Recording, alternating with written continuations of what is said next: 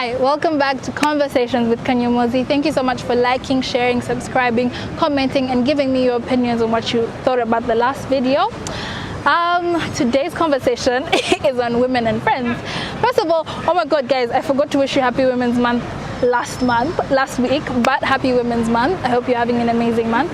And for the entirety of this month, we're going to dedicate the conversations on bettering ourselves as women and as feminists in the struggle. Does this make sense? And to begin with, I'd like to speak about a topic that is very prominent: women and friendships. I think it's when I became a feminist that I became more intentional about my friendships with women, about selecting my friendships with women, and also about unlearning different biases that I have been conditioned to understand about my friendships with women. For one, for a long time as women, we are told we're either made to be each other's competition, not for serious things, sometimes jobs and in spaces we tend to look at each other when a new woman walks in. Instead of welcoming her in, it's like, oh my god, someone's going to take my spot, not knowing that there's enough space for all of us as long as we are in solidarity with each other. Another thing is we tend to look for the worst in each other, and that is when people say need to uplift them and not bring them down, which is the honest truth.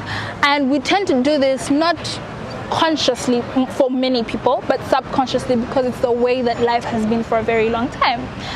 Audre Lorde, who's my favorite black feminist writer, wrote a quote saying we have to consciously learn how to be tender with each other.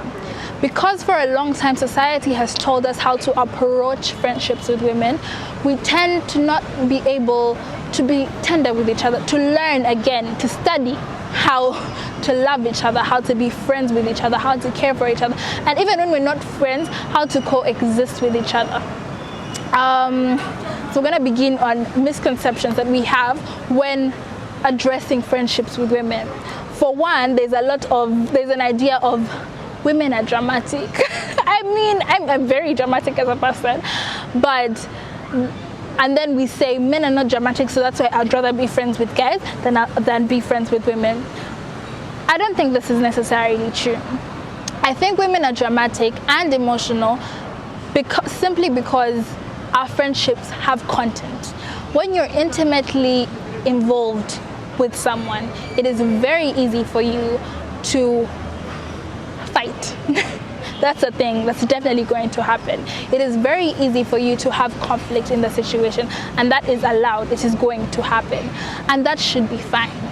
But learning how to approach this conflict and deal with it is very important, and just allowing it to happen, just as you were in a romantic relationship. Same thing, apply that into your friendship. It doesn't necessarily have to end. You just have to learn how to work through it, heal, and do better in that friendship.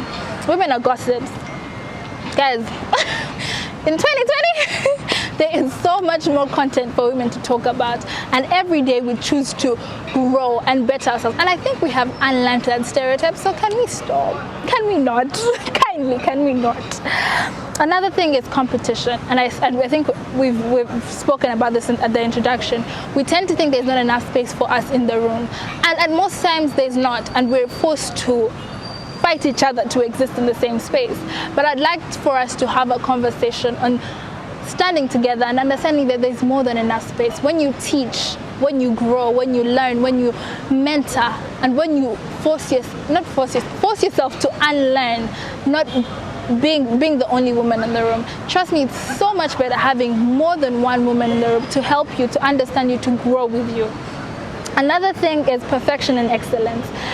I see this a lot when it comes to women standing for positions of power or just existing in workplaces. We expect so much from women that we do not expect from men. A quote I see on Twitter often is, women should begin to exist in the confidence of a middle-aged, white, cis, heterosexual man. And honestly, move in that energy. You don't need to be the best, you just need to be good at what you do. I'm not saying don't aim to be the best, no, I'm saying walk in your mediocrity, because Trump is a president, friends, and we can't say he's the best. So walk in, and we don't need to be perfect. We're not perfect at this friendship thing, and it's fine. Another thing is human. We tend to forget that women are human too. And when we enter friendships with them, we expect perfection. Yet we'll have bad days, and we'll be mad, and we'll be angry, and we'll be chaotic, and we'll be mood swingy, and that should be okay. And we should enter relationships being accepting of that. And the last point is kumbaya, the kumbaya mentality. As much as I said, we can all be friends, and we should learn to foster and feed into friendships with women. It is important to note that women are not all the same. So just because we identify as women doesn't necessarily mean we're all going to be friends, and that's fine. That's fine as long as we're coexisting. We're not all going to blend, we're not all going to vibe, we're just going to exist, and that should be absolutely fine. So how are you going to reimagine friendships with women? How are you going to reimagine coexisting with women? How are you going to reimagine uplifting with women? Thank you for watching Conversations with Kanyimozi.